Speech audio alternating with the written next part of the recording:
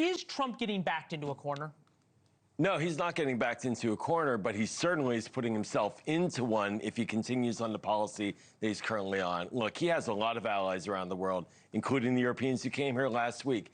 He needs to lean in with them. He needs to tell Vladimir Putin, enough of your games. I've tried with you. I rolled out the red carpet. You're now going to get the sanctions that Congress is toying with. They can get back in a couple of weeks. They should move on them, and he should sign that bill, and then we should see where Putin comes out.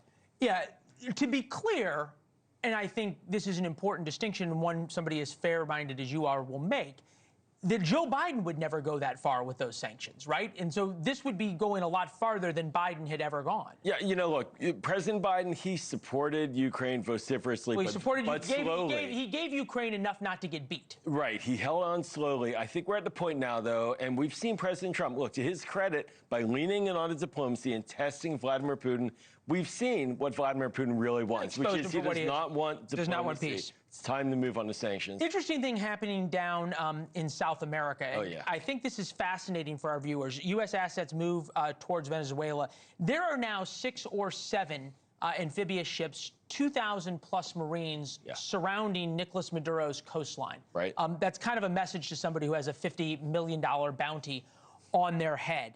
I'm never one to read too much into things, but Maduro is, what, the 4th or 5th amigo to Kim Jong-un, Putin, and Xi Jinping.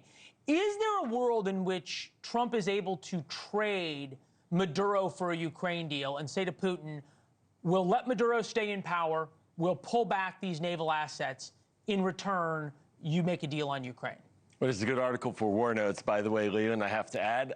Look, I think that President Trump, he's really got 2 policies simultaneously on Venezuela. It might be the reflection of what's happening inside the administration.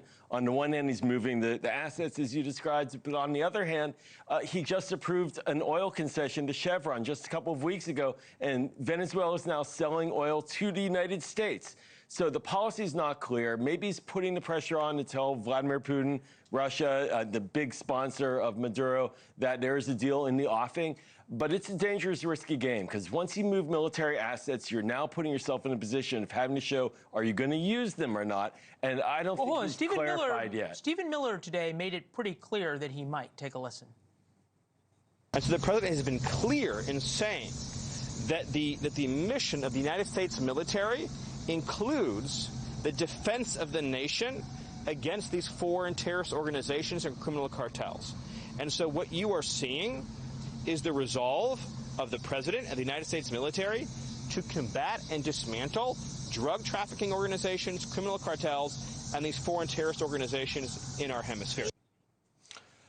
Well, he's saying it, but you know what? In talking to folks on the inside about this as well, when you say that there's the counter-narcotics mission, you don't publicly announce you're sending military assets to counter it. You keep that a surprise. So I'm not sure if this is as much for show as it is for a real threat, but it is clear that the president's putting Venezuela on notice. Now the question is, can he leverage this for more support from our allies, get the attention of Russia and Maduro? But he needs to go a little further with Congress and the American people if he wants to take real military action. Come on. You're gonna tell me that you can go back to this going to Congress thing, really? Well, Latin America has a long history with the United States when it comes to military action. We need to explain why we would send troops into Latin America. You remember Panama. There was a targeted invasion. It was successful over time. It's not clear that that's exactly. So you're saying we can't do to Maduro what we did to Noriega? I'm saying if that's the goal, then we need to say that that's what we're going to do. All right. It's good to see you, my friend. Thanks. As always, thank you very much. Thank you for watching. Subscribe below and download our NewsNation app right now on your phone, and you will get fact-based, unbiased news for all Americans.